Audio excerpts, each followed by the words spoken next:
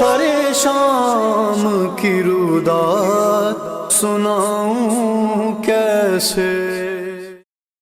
ایک رسن میں بندھے چھوٹے بڑوں کے گلے،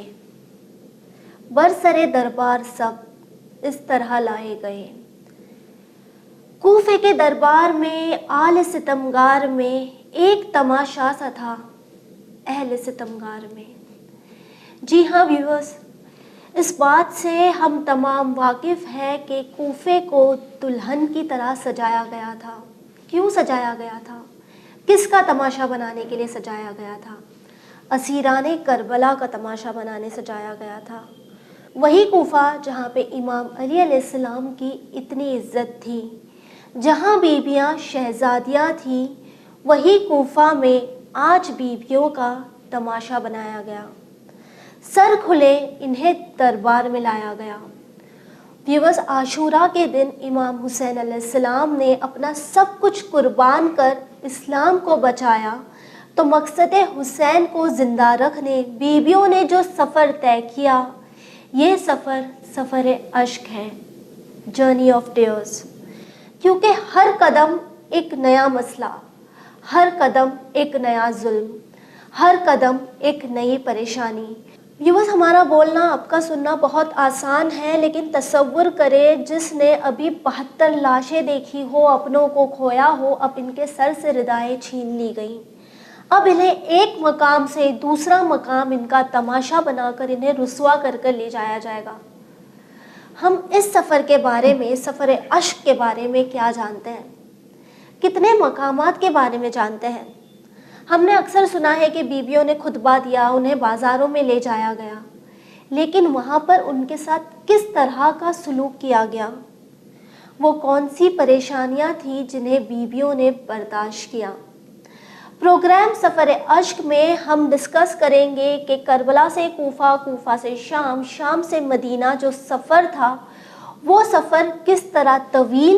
مصیبت سے بھرا تھا، اور ہماری بیویوں نے، امام سجاد علیہ السلام نے کس طرح ان مصیبتوں میں بھی شکر کیا۔ تو آئیے سب سے پہلے پروگرام سفر اشک میں استقبال کرتے ہیں سسٹر اسمی رضوی کا۔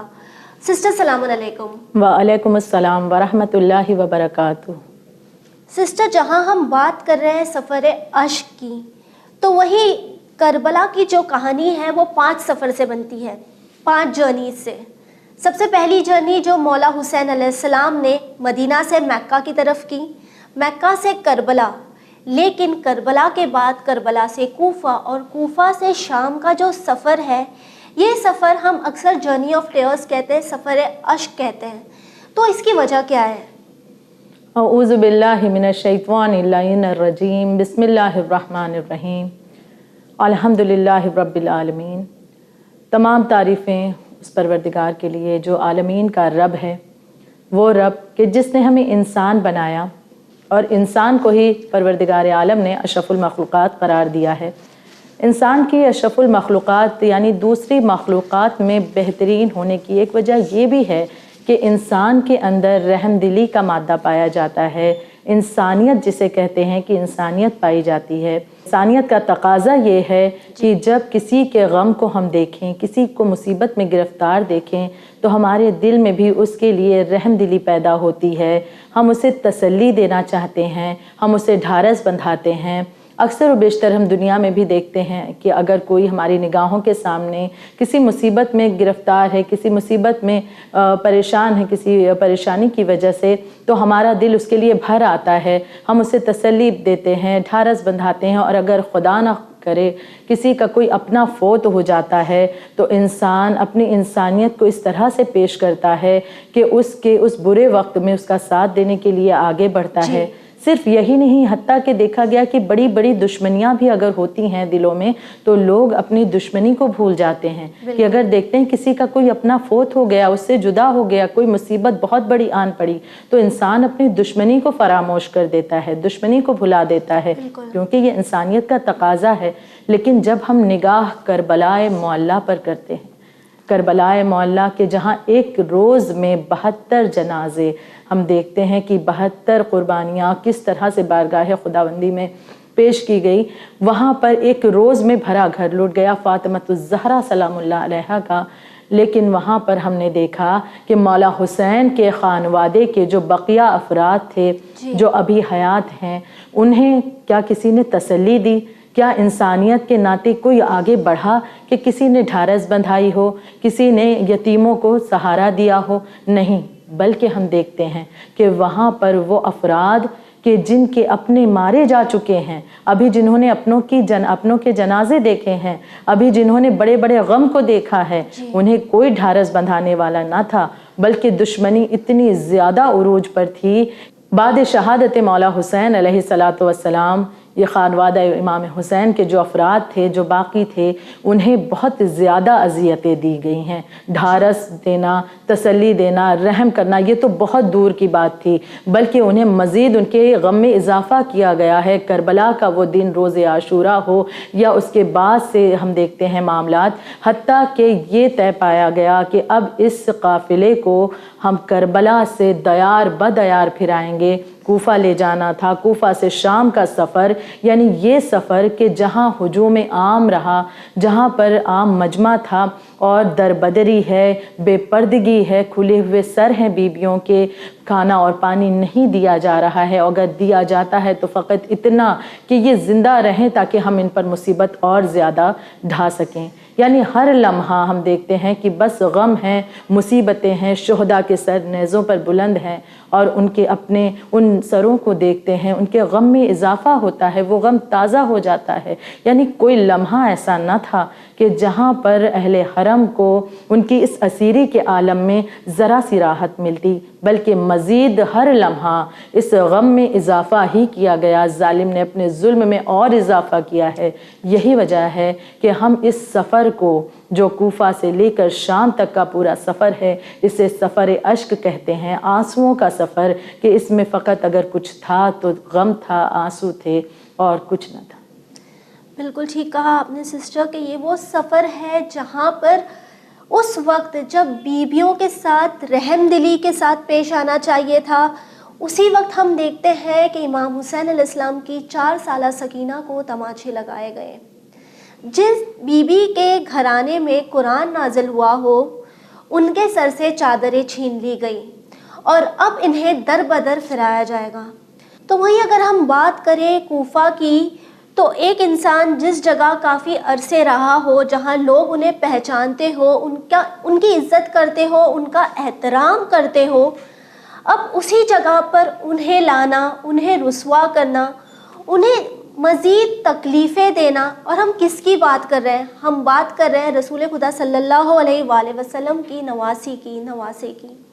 ہم کس کی بات کر رہے ہیں؟ آل رسول کی بات کر رہے ہیں، جنہوں نے اسلام لایا ہو۔ اب انہیں کوفہ لایا گیا اور اب یہ طے کیا گیا کہ اب انہیں کوفے میں ایک بازار سے دوسرے بازار پھرایا جائے گا۔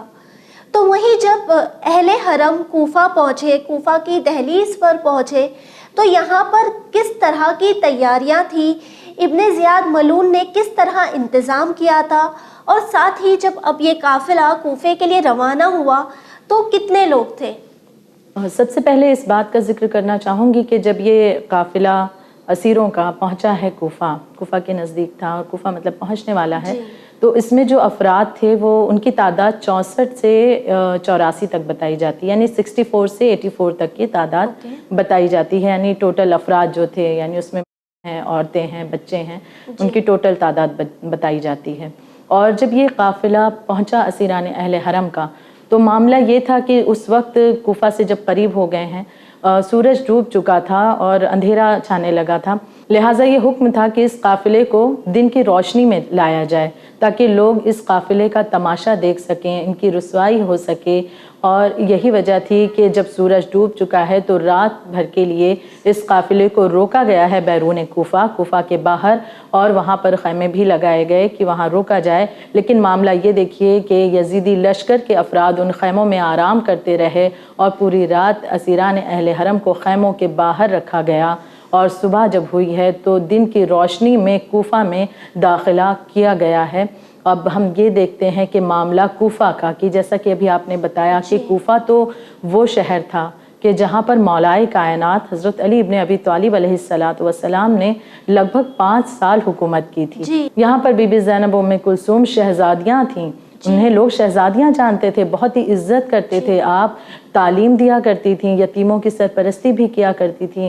جناب حسنین علیہ السلام شہزادے کی. اور ہم جس کوفہ کی بات کر رہے ہیں تو ہم اکثر مجلسوں میں سنتے ہیں کہ جب بیبیاں شہر آئی تھی, کوفہ آئی تھی, تو امام علی علیہ السلام نے رات میں انہیں داخل کروایا تھا. ساتھ ہی کوفیوں کو یہ پیغام دیا تھا کہ آج میری بیٹیاں آنے والی ہے تو آپ اپنے گھروں کے باہر مت نکلنا.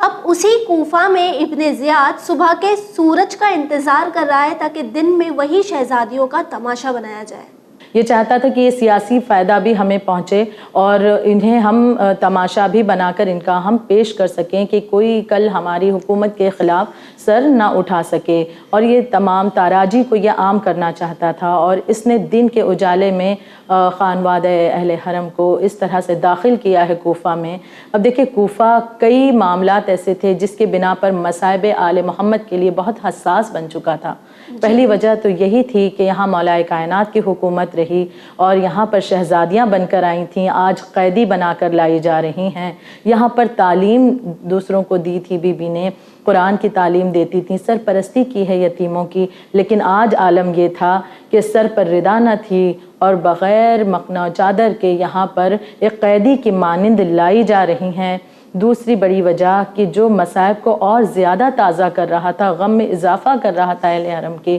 وہ یہ تھا کہ یہ وہی کوفہ تھا کہ جن لوگوں نے, انہی کوفیوں نے خط و کتابت لکھ کر کے کتنے خطوط لکھے تھے مولا حسین کو کہ آپ یہاں تشریف لائیں. اور جب مولا نے اس طرف کا رخ کیا تو ان لوگوں نے کیا کیا کہ مولا کے ساتھ دغا کی ہے. یہی وہ کوفہ تھا کہ جہاں جناب مسلم کی بھی شہادت واقع ہوتی ہے, اور ان لوگوں نے بے وفائی کی تھی. ان لوگوں کی بے وفائی کا داغ بھی دل پر تھا. اور تیسری بات کہ جو مصائب کو اور زیادہ بڑھا رہا تھا کہ کوفہ کو ابن زیاد نے بہت ہی آراستہ کروایا, اسے سجایا تھا, اس کی گلیوں کو, اس کے کوچوں کو سجایا تھا تاکہ لوگوں کو یہ احساس ہو کہ کوئی بہت بڑی خوشی کا جشن منایا جا رہا ہے جس کے لیے یہاں اکٹھا ہیں یہ تمام افراد. یعنی اسیران اہل حرم کے دل پر کیا گزر رہی ہوگی کہ وہاں جہاں پر ان کی عزت و احترام کرنا ضروری تھا, وہاں پر لوگ ان پر ہنسنے کے لیے, ان کا تماشا دیکھنے کے لیے اکٹھا ہوئے تھے.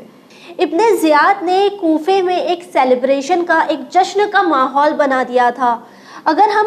بکس وغیرہ پڑھے, ریفر کریں تو ہمیں پتہ چلتا ہے کہ کافی شور تھا, کہیں ڈھول بج رہے تھے, کہیں کسی اور طرح کا سیلیبریشن چل رہا تھا.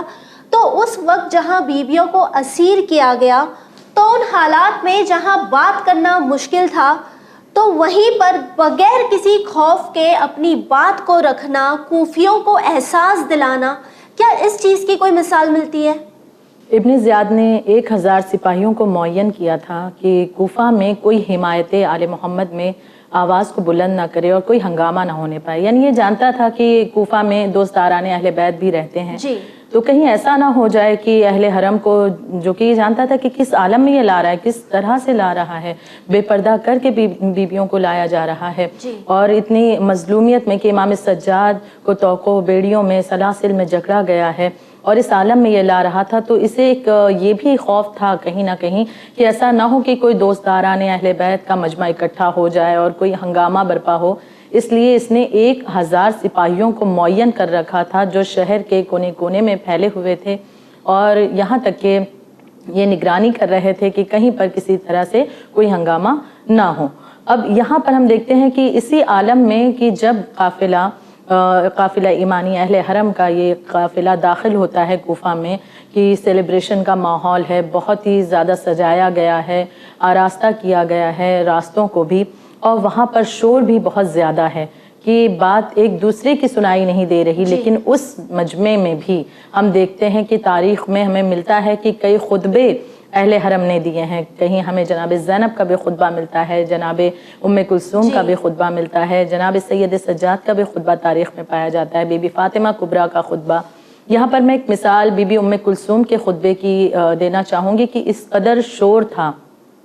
پہلے تو آپ نے ان لوگوں کو کس انداز سے متوجہ کیا, تو جہاں اس قدر شور تھا وہاں پر اپنی بات کو لوگوں تک پہنچانا اور نہ صرف پہنچانا بلکہ اپنی جانب متوجہ کرنا. یعنی آپ اندازہ کریں کہ ایک بہت بڑا مجمع ہو کثیر تعداد میں اور اس شور میں ایک اکیلا انسان بولے اگر تو اس کی آواز کتنا اثر رکھے گی, کتنا پہنچے گی لوگوں تک. لیکن یہ بھی معجزہ ہے ایک انداز سے کہ بی بی ام کلثوم نے اب جو اپنی آواز کو بلند کیا ہے تو لوگ متوجہ ہوئے ہیں, آپ کی جانب متوجہ ہوئے. اور اس کے بعد آپ فرماتی ہیں بے خوف و خطر, بہت ہی دلیرانہ انداز میں علی کی بیٹی نے اس طرح سے کلام کیا کہ اہل کوفہ اپنی آنکھوں کو بند کر لو, ہماری طرف مت دیکھو. کیونکہ بی بی ام کلثوم جب داخل ہو رہی ہیں تو دیکھ رہی ہیں کہ لوگ تماشائی بنے ہیں اور ہنس بھی رہے ہیں, تو آپ نے ان لوگوں کو ملامت کرنے کے لیے ایک مرتبہ یہ جملہ کہا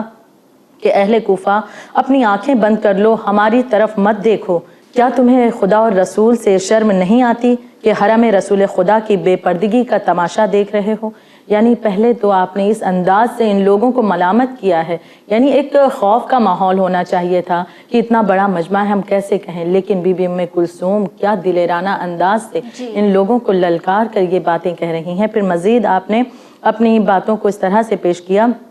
اس وقت کہ جب یہ قیدی دروازے بنی خزیمہ پر ٹھہر گئے, اسی درمیان بی بی ام کلثوم کی نگاہ اپنے بھائی مولا حسین علیہ السلام کے سر پر پڑتی ہے اور شدت غم سے آپ تڑپ اٹھتی ہیں. اور اسی وقت آپ نے یہ فرمایا کہ اے لوگوں تم کیا جواب دو گے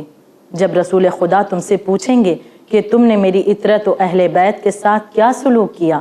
جبکہ تم آخری امت ہو. بعض کو قیدی بنایا, بعض کے خون میں غلطہ کیا. میری نصیحتوں کا بدلہ یہ تو نہیں تھا کہ میرے بعد میرے رشتہ داروں کے ساتھ ایسا برا سلوک کرو. مجھے خوف ہے کہ کہیں تم پر بھی وہی عذاب نہ نازل ہو جائے جو گزشتہ گنہگار امتوں پر نازل ہوا تھا. یعنی کہ آپ نے ان لوگوں کے ضمیر کو بھی ایک انداز سے جگانے کی کوشش کی ہے کہ ان کے ذہنوں میں یہ چیز جو سوئی ہوئی ہے یہ جاگ جائے کہ ان لوگوں نے کیا کیا ہے آل محمد کے ساتھ, ان لوگوں نے نواسہ رسول کے ساتھ کیا کیا, اور ان لوگوں نے اب اسی رسول کے جو آل ہیں ان کے ساتھ کس طرح سے یہ پیش آ رہے ہیں. یہ بھی انہیں باخبر کیا ہے کہ گزشتہ امتوں پر جس انداز سے ان کے گناہ کی بنا پر عذاب نازل ہوا تھا تم لوگ بھی باخبر ہو جاؤ کہ کہیں تم پر بھی وہی عذاب نہ نازل ہو جائے. یعنی بے حد دلیرانہ انداز سے آپ نے کلام کیا, گفتگو کی ہے. حتیٰ کہ تاریخ میں موجود ہے کہ جناب ام کلثوم نے اس انداز سے کلام کیا تھا, آپ کی بات میں وہ اثر تھا کہ جو لوگ تھے کوفہ کے, جو مجمع اکٹھا ہوا تھا ہنسنے کے لیے, تماشا دیکھنے کے لیے, اب وہی مجمع اس انداز سے روتا ہوا بلکتا ہوا ہمیں نظر آتا ہے. تاریخ میں ہم دیکھتے ہیں کہ یہ لوگ تڑپ اٹھے شدت غم سے اور احساس ہونے لگا کہ ان لوگوں نے کیا کیا ہے. اور اس کے بعد یہ لوگ مرد جو تھے وہ اس شدت غم سے اپنی داڑھیوں کو نوچتے تھے اور روتے جاتے تھے. عورتیں چہرے پر ماتم کر رہی تھیں اور روتی جاتی تھیں. تاریخ میں موجود ہے کہ اس سے پہلے کبھی بھی کوفہ میں اس انداز سے گریہ نہیں دیکھا گیا. یعنی جناب ام کلثوم نے اس سیلیبریشن کو, اس شور کو ایک مرتبہ پھر سے لوگوں کی آگہی کی طرف بڑھایا ہے. جی بالکل, ہم دیکھ سکتے ہیں کہ کس طرح امام علی علیہ السلام کی بیٹی نے کوفیوں کو اس بات کا احساس دلا دیا کہ جس کا وہ تماشا بنا رہے وہ کون لوگ ہیں اور کوفیوں نے کس طرح انہیں دگا دیا ہے. تو وہیں جہاں ہم بات کر رہے ہیں کوفہ کی, تو کوفہ میں کئی ایسے لوگ تھے جو مولا علی علیہ السلام کے دوست تھے, صحابی تھے, جان پہچان والے تھے, جنہیں پتا تھا کہ بیویاں کون ہیں. کئی ایسے لوگ تھے جنہیں اہل بیت سے محبت تھی. تو کیا کوفے میں داخل ہونے کے بعد ایسا کوئی واقعہ یا کوئی انسیڈنٹ سامنے آتا ہے جنہیں جب ہم یہ دیکھ سکتے ہیں کہ کسی کو اہل حرم پر, بیویوں پر رحم آیا ہو یا مدد کرنے کی کوشش کی گئی ہو؟ اور حالات ایسے تھے کہ لوگ تماشائی بنے ہوئے تھے کہ تبھی ایک ضعیفہ جو کہ اپنے چھت سے بیٹھی یہ تمام منظر دیکھ رہی تھی, اپنے گھر کی چھت پر موجود ہے, اور وہ یہ منظر دیکھ رہی تھی کہ کچھ قیدی لائے جا رہے ہیں کوفہ میں, اور ان کی حالت کو دیکھ کر اسے بڑا رحم بھی آ رہا تھا. حتیٰ کہ اس کی نگاہ جناب سکینہ بنت الحسین پر پڑتی ہے اور اس نے غور کیا کہ یہ بچی, یہ ابھی نہیں جانتی کہ یہ قافلہ کس کا ہے یا یہ بچی کون ہے. اب جب اس ضعیفہ کی نگاہ جناب سکینہ بنت الحسین پر پڑی, اس ضعیفہ نے غور کیا کہ یہ بچی ہائے پدر کا نعرہ بلند کر رہی تھی اور اس کے لب سوکھے ہوئے تھے. اس سے برداشت نہ ہوا، یہ اپنے گھر کی چھت سے اتر آئی اور جناب زینب کے قریب آئی اور آ کر کہتی ہے بی بی میں نہیں جانتی کہ آپ لوگ کون ہیں، اپنا تعارف کروائیے کہ آپ لوگ کون ہیں۔ ان لوگوں نے تو یہی مشہور کیا ہے کہ یہ نعوذ باللہ خارجی کا اور باغیوں کا قافلہ آ رہا ہے، لیکن میرا دل نہیں مانتا، آپ بتائیں آپ کون ہیں، یہ بچی کون ہے، یہ معاملہ کیا ہے، کس خطا کی بنا پر آپ پر یہ ظلم کیا گیا ہے۔ یہ سننا تھا کہ جناب زینب نے ایک مرتبہ اپنا تعارف کروایا کہ اے ضعیفہ کیا تم نہیں جانتی کہ میں علی و فاطمہ کی بیٹی ہوں، ہم آل رسول ہیں، میرے بھائی حسین کو کربلا میں بڑی بے رحمی سے 3 دن کا بھوکا اور پیاسا شہید کیا گیا، اور اب ان کی شہادت کے بعد ان کے اہل حرم کو، ان کے گھر کے افراد کو قیدی بنا کر کے اس طرح سے کوفہ میں لائے ہیں اور ہماری دربدری کر رہے ہیں، ہمیں بے پردہ لے کر آئے ہیں، ہم پر ہنس رہے ہیں، یہ تماشائیوں کا ہجوم ہے۔ یہ تمام باتیں سن کر ایک مرتبہ وہ ضعیفہ جب یہ جان گئی کہ یہ آل رسول ہیں، تڑپ گئی اور تڑپ کر کہتی ہے کہ میں خود مولا علی کی چاہنے والی ہوں، میں تو ہمیشہ ان سے محبت کا دعویٰ کیا کرتی تھی اور مجھے نہ معلوم تھا کہ کبھی میں آل رسول کو، علی و فاطمہ زہرا کی اولاد کو اس عالم میں بھی دیکھوں گی کہ میرے سر پر تو ردا ہے لیکن ان کے سر پر چادر نہیں جس نے زمانے کو پردہ سکھایا۔ اتنا کہنے کے بعد یہ ضعیفہ اپنے گھر آتی ہے اور گھر آنے کے بعد اس نے کئی چادریں اکٹھا کی تاکہ یہ لے جا کر کے بیبیوں کو دے سکے۔ اب یہ چادریں لے کر کے جب یہ بیبیوں کے پاس آتی ہے، آنے کے بعد ہاتھوں کو جوڑ کر کہتی ہے کہ میں یہ ہدیتاً تحفتاً یہ چادریں آپ کی خدمت میں یا شہزادی پیش کر رہی ہوں، اسے قبول کیجئے۔ اس سے پہلے کہ یہ چادریں دیتی، زجر بن قیس ملعون نے یہ معاملہ دیکھا اور آگے بڑھ کر کے اس ضعیفہ کے ہاتھ سے وہ تمام چادروں کو چھین کر کے پھینک دیتا ہے اور اس کے بعد اس ضعیفہ کو بھی برا بھلا کہتا ہے، حتیٰ کہ معاملہ یہ ہوا کہ ضعیفہ کی بات کو یہاں نہ سنا گیا بلکہ اسے برا بھلا کہہ کر وہاں سے ہٹایا گیا۔ ضعیفہ روتی ہوئی اپنے گھر کو چلی گئی اور ایک مرتبہ پھر سے وہی بے پردگی کا عالم اور سفر جاری رہا۔ ہم یہ بھی ایک مثال تاریخ میں دیکھتے ہیں جہاں لوگوں کے دلوں میں رحم پیدا ہوا ہے اسیران آل محمد کی اسیری اور ان کے پر ہو رہے شدت کو دیکھ، ان پر ہو رہے مظالم کو دیکھ۔ جی بالکل، ہم دیکھ سکتے ہیں کہ کس طرح لوگوں کے دلوں میں رحم آیا، انہوں نے مدد کرنے کی کوشش کی، لیکن پھر بھی ابن زیاد کے نمائندے نے، ابن زیاد کے سپاہیوں نے ہر مکمل کوشش کی کہ کوئی بھی آل رسول کی مدد نہ کر پائے۔ اب ہم یہ دیکھتے ہیں سسٹر کہ کربلا سے چلنے کے بعد پہلا جو مقام رہا وہ کوفے میں داخلہ تھا۔ اب کوفے کو جب اس طرح سجایا گیا ہو، جہاں اتنی تیاریاں کی گئی ہو، ڈھول بج رہے ہو، شور ہو، تو وہیں اگر آپ بات کریں دربار ابن زیاد کی، اس کے رائل پیلس کی، تو اس نے جس نے بازاروں کو اس طرح سجایا تھا، اس نے اپنے محل میں بھی کافی تیاریاں کی ہوں گی، اور کس طرح کا اس نے سلوک کیا ہوگا اس قافلے کے ساتھ جب یہ دربار پہنچا ہوگا۔ جب یہ قافلہ آگے بڑھتا رہا کوفہ کے بازاروں سے ہوتا ہوا حتیٰ کہ دربار ابن زیاد میں پہنچا، اس لائن کو انتظار تھا کہ یہ قافلہ آئے اور یہ اس اسیران اہل حرم کو اور زیادہ رسوا کر سکے، انہیں برا بھلا کہہ سکے، حتیٰ کہ یہ وقت آیا کہ یہ قافلہ ایمانی اپنے ان غموں کو سمیٹتا ہوا دربار ابن زیاد میں پہنچا ہے۔ معاملہ یہ تھا کہ سب سے پہلے شہداء کے سروں کو آگے بھیجا گیا، ان کے پیچھے اہل حرم تھے، بچے تھے، اس طرح سے داخلہ ابن زیاد کے دربار میں ہوتا ہے۔ اور ابن زیاد کے دربار میں آنے کے بعد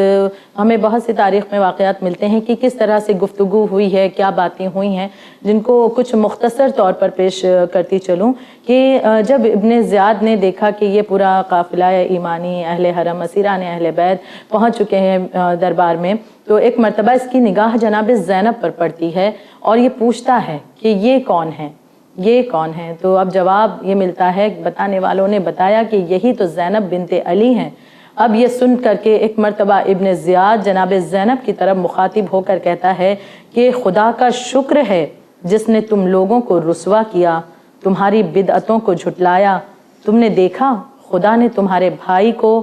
اور تمہارے خاندان کے ساتھ کیا کیا؟ یعنی یہ معاملہ کہ ظلم کرنے کے بعد بھی اپنے ظلم پر نادم ہونے کے بجائے یہ شخص اور زیادہ مغرور ہو کر کے یہ باتیں کہہ رہا ہے، اور وہ بھی اس عظیم شخصیت سے جن کا نام زینب بنت علی ہے۔ جناب زینب سے اب جب اس نے یہ کلام کیا ہے، یہ باتیں کہی ہے، اس طرح سے بے ادبی کی ہے، تو ایک مرتبہ جناب زینب نے جو جواب دیا ہے کہ میں نے تو جو کچھ دیکھا اچھا ہی دیکھا، یہ لوگ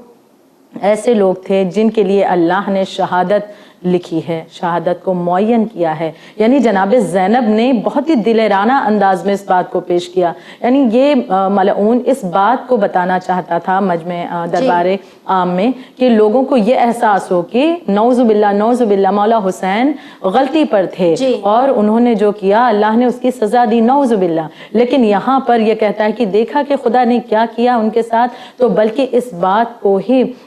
جناب زینب نے اس انداز سے پیش کیا کہ شہادت اللہ نے دی ہے، اور یہ تو بہت ہی اچھا تھا ہمارے لیے، یعنی بھائی کی شہادت پر فخر بھی کر رہی ہیں اور دلیرانہ انداز میں علی کی بیٹی جواب بھی دے رہی ہیں۔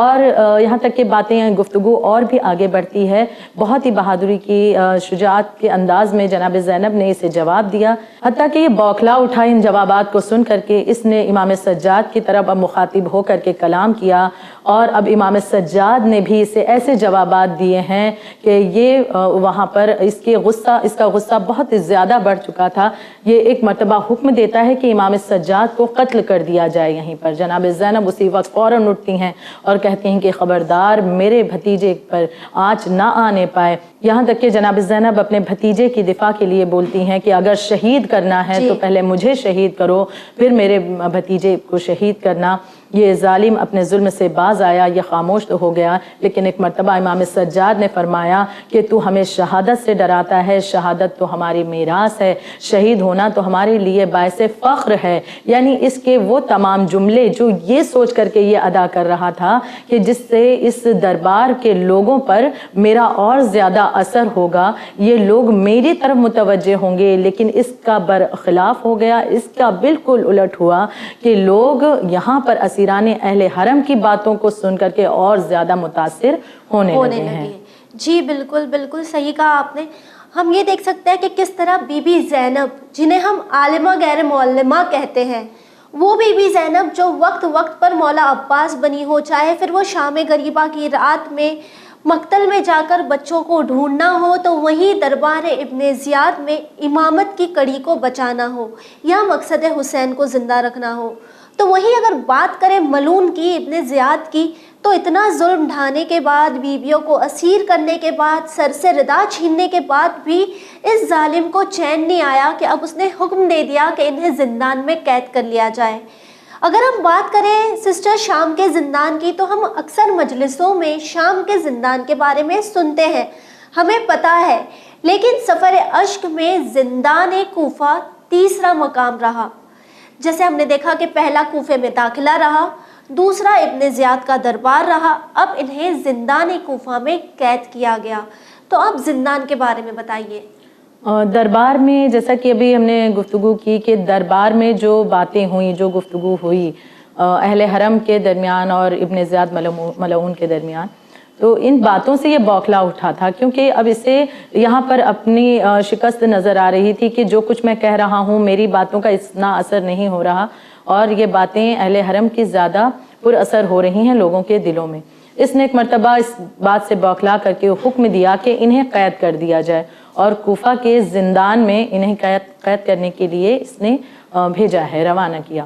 اب ہم وہ زندان کوفہ کا اگر ذکر کریں تو مختصراً بتاتی چلوں کہ یہ زندان بھی بڑا ہولناک تھا، بڑا اندھیرا تھا، وہاں پر بہت ہی ہولناکی تھی، اتنی سختیاں تھیں کہ جو نگہبان تھے اس زندان کوفہ کے، وہ بھی ان کا رویہ بھی بہت سخت تھا، کیونکہ یہ حکم تھا ابن زیاد کا کہ اسیروں کے ساتھ بہت ہی سخت رویے سے پیش آیا جائے، ان سے ٹھیک طرح سے کوئی کلام نہ کرے، حتیٰ کہ اتنی زیادہ شدت تھی ظلم کی کہ اسیران اہل حرم اپنی گردنوں کو یہاں وہاں گھما کر دیکھ نہیں سکتے تھے ایک دوسرے کی جانب، اگر دیکھتے تھے یہاں وہاں نگاہیں بھی گھومتی تھیں، اس پر بھی انہیں ظلم ان پر ڈھایا جاتا تھا۔ یعنی یہ زندان، یہاں کا رویہ، یہاں کی سختیاں، یہ پہرا بہت زیادہ تھا کہ تاریخ میں یہ بھی ملتا ہے کہ بہت سے چاہنے والے جو کوفہ میں تھے ان لوگوں کو یہ گمان پیدا ہونے لگا کہ کہیں ایسا نہ ہو جائے کہ اس کوفہ کے زندان میں ہی اہل حرم کو قتل کر دیا جائے. یعنی سختیاں بہت زیادہ عروج پر تھیں، مظالم میں اضافہ ہوتا ہی چلا جا رہا تھا. ویورز ہم آپ سے یہ کہنا چاہیں گے کہ ہم نے دیکھا کہ کس طرح کربلا کی کہانی میں جو تیسرا سفر رہا کربلا سے کوفہ کا، تو کوفے میں جب اس قافلے کو اہل حرم کو لایا گیا تو ان کے ساتھ کس طرح کا سلوک کیا گیا. وہی کوفہ جہاں پہ بیویاں شہزادیاں تھیں، آج اسی کوفہ میں بیویاں اسیر ہو کر آئی ہیں. وہی کوفہ جہاں پر بیویوں نے تعلیم دی ہو، پردہ کرنا سکھایا ہو، حجاب سکھایا ہو، آج وہی کوفے میں بیویاں بے ردا ہیں. کوفیوں کی بے وفائی کو ہم کبھی نہیں بھول سکتے. انشاءاللہ آپ سے ملاقات ہوگی اگلے ایپیسوڈ میں، اور ہم یہ دیکھنے کی کوشش کریں گے کہ زندان کوفہ کے بعد اب اس قافلے کو اہل حرم کو کہاں لے جایا گیا. اسی کے ساتھ بنے رہیے چینل ون کے ساتھ. پیغام انسانیت. شکریہ. خدا حافظ.